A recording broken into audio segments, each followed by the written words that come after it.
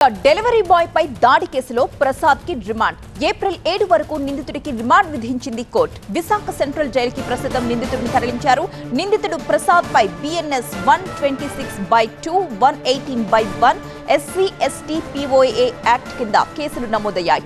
Delivery boy Anil పై దాడి case విశాఖలో పెద్ద సంచలనాన్ని రేపింది. దీంతో ఆక్సిజన్ టవర్స్ లో అసలు ఫుడ్ డెలివరీ చేసేదే లేదంటూ అల్టిమేటం ఇచ్చాయి ఫుడ్ డెలివరీ సంస్థలు.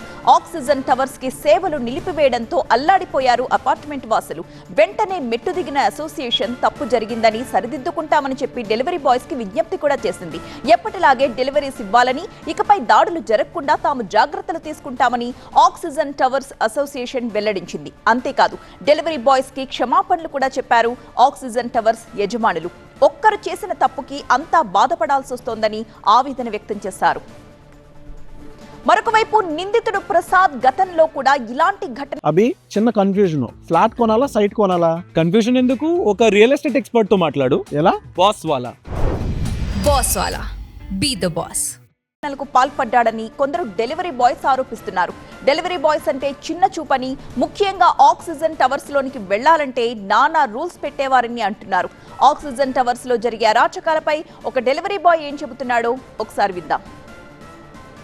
దీనికి ప్రీవియస్గా కూడా సేమ్ అదే పర్సన్ ఒక నియర్లీ 1 ఇయర్ బిఫోర్ కూడా same Swiggy or Zomato person ఆ అబ్బాయిని ఇదే స్పాట్లో కొట్టారు. మేడం నువ్వేనారా డెలివరీ, నువ్వేనారా నా ఫోన్లో మాట్లాడేది, అలా మాట్లాడతావు అని చెప్పేసి కంటిన్యూగా 20 స్లాబ్స్ మేడం. అబ్బాయి పెట్టుకోవడానికి లేదు, చాయిస్ లేదు. పక్కన నేను బుక్లో ఎంటర్ చేస్తున్నాను. యాక్చువల్లీ మేము డెలివరీ పర్సన్స్ పైకి వచ్చేటప్పుడు మేము ఎంట్రీ చేయాలి.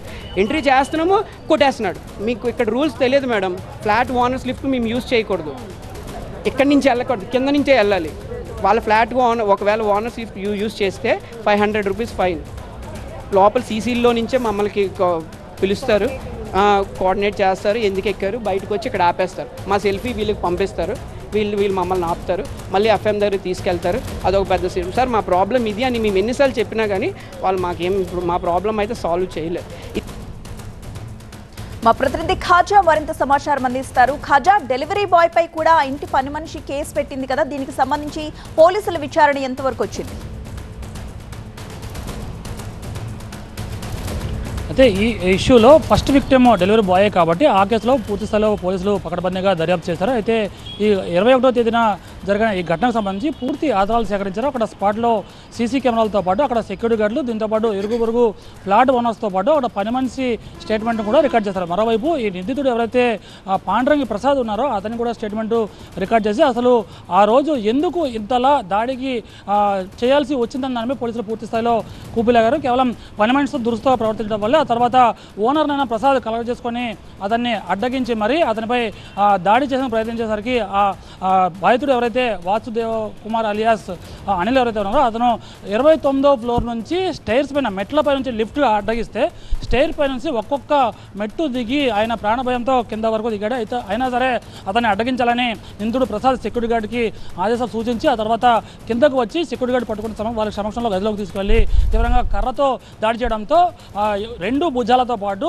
కుడి మోకాలుపై తీవ్రంగా గాయపడ్డాను అని బాధితుడు పోలీసులకు స్టేట్మెంట్ ఇచ్చాడు. ఈ క్రమంలోనే ఆ తర్వాత కూడా విడిచిపెట్టకుండా తమ దుస్తులను విప్పించి మరీ లోతుతో కాంపౌండ్ బయటకి విడిచిపెట్టడంతో తను ప్రాణభయంతో అక్కడ నుంచి వెళ్లాల్సిన పరిస్థితి ఏర్పడిందని పోలీసుల ముందు బాధితుడు చెప్పడంతో ఆ కోణంలోనే పోలీసులు చాలా సీరియస్గా యాక్షన్ తీసుకున్నారు. సిపి బాగ్చి స్వయంగా ఈ కేసులో స్పెషల్ ఇంట్రెస్ట్ చూపించి ప్రత్యేకంగా SC/ST కేసు కాబట్టి బాధితుడు షెడ్యూల్ క్యాస్ట్ కులానికి చెందినవాడు కాబట్టి ప్రత్యేకంగా ద్వారకా ఏసీపీ నరసింహమూర్తి ఆధ్వర్యంలో ప్రత్యేక బృందాన్ని ఏర్పాటు చేసి దర్యాప్తు చేశారు. మొత్తం మీద 4 పేజీల రిమాండ్ రిపోర్ట్ను పోలీసులు కోర్టుకు సమర్పించారు. ఇతర నిందితుడిని కోర్టులో హాజరుపరిచారు. కోర్టు ఈ సాక్ష్యాధారాలను పరిశీలించిన తర్వాత 126 పార్ట్ అలాగే 181 పార్ట్ 1 సెక్షన్ కింద దీంతో పాటు SC/ST POA యాక్ట్ కూడా నమోదు చేశారు. కాబట్టి పోలీసులు నిందితుడిని కోర్టులో ప్రవేశపెట్టిన తర్వాత ఆ కోర్టు ఈ సెక్షన్ చూసిన తర్వాత ఇది బెయిలబుల్ సెక్షన్లే కాబట్టి స్టేషన్ బెయిల్ ఇవ్వచ్చని అభిప్రాయం వ్యక్తం చేసింది. అయితే ఈ సీసీ ఫుటేజ్లతో పాటు అతన్ని దుస్తులు తొలగించి మరీ డెలివరీ బాయ్ పై దాడి చేయడమే కాకుండా ఆ దుస్తులతో వ్యవస్థరం చేసి